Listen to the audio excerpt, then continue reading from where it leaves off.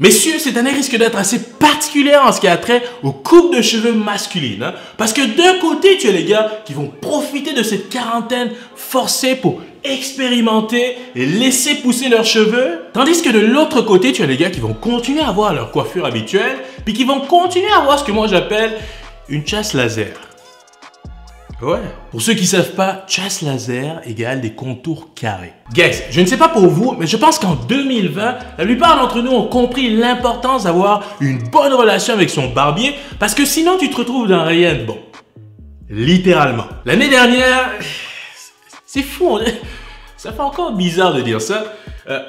Pour la première et fort probablement la dernière fois de ma vie, je me suis coupé les cheveux tout seul. Et inutile de te dire que le résultat, c'était pas ce à quoi je m'attendais. Ben alors vraiment pas. Au cas où c'était pas déjà clair, plus jamais je vais tenter l'expérience et gros respect à tous les gars qui me coiffent. Vous avez même pas idée à quel point j'apprécie. Messieurs, dans cette vidéo, on va regarder ensemble les meilleures coiffures pour hommes en 2021. Alors si ça t'intéresse, passons à la vidéo.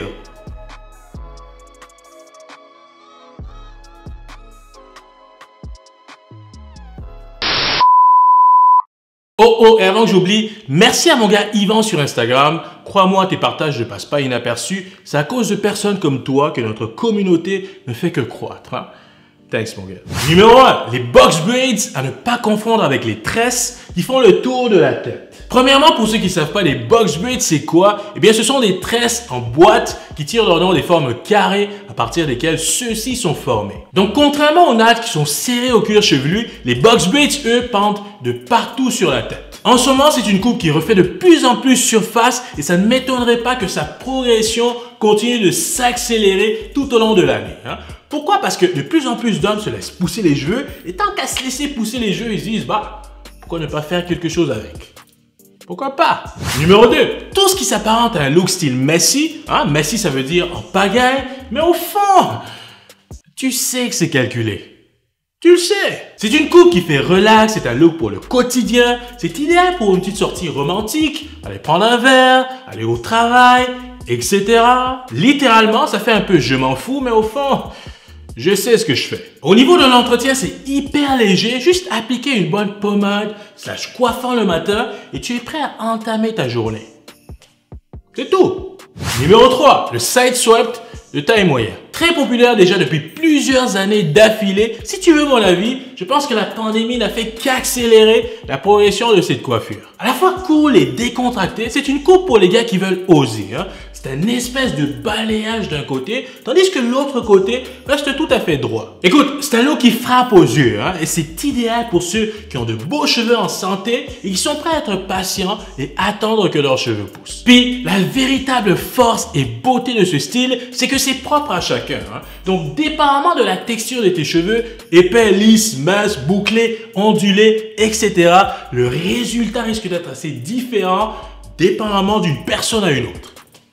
Tu me suis?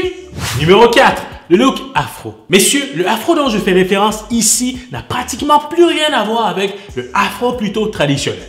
Je m'explique. Depuis quelques années déjà, on observe un afro plus évolutif, plus tendancieux et je te dirais même plus travaillé. Et c'est ce qui, selon moi, contribue à la beauté de ce style. Donc tout comme le side swept ou même la prochaine coiffure dans ma liste, la pandémie n'a fait qu'accélérer la progression du afro évolutif. Je te le dis. Beaucoup d'hommes qui n'auraient peut-être pas pensé se laisser pousser les cheveux en début d'année passée se sont dit « Tu sais quoi? Je vais juste continuer à laisser pousser mes cheveux et voir un peu ce que ça va donner. » Pourquoi pas? Numéro 5. La queue de cheval. Mon gars, pense-y 2 secondes, ok? Tu sais ce qui arrive lorsqu'un paquet d'hommes décide en même temps de laisser pousser leurs cheveux? Il en découle des nouvelles modes. Et l'une de ces nouvelles modes, figure-toi donc que c'est la queue de cheval.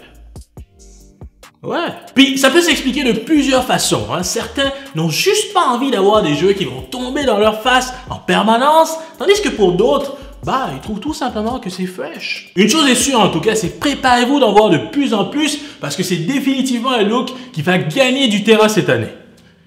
C'est sûr. Numéro 6. Tu sais ce qui va arriver lorsqu'une bonne partie des mêmes gars qui avaient décidé de laisser pousser leurs cheveux décident soudainement d'aller en même temps chez le coiffeur?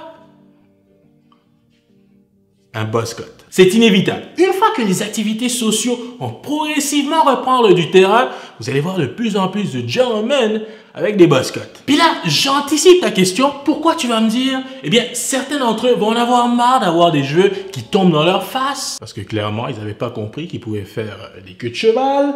Mais bon, ça c'est une autre histoire. Et de deux, parce que d'autres vont se dire, bon, là, je vais physiquement revoir mes collègues, mes amis, etc. Donc, laisse-moi repartir à zéro avec ma coupe de cheveux. Tu saisis?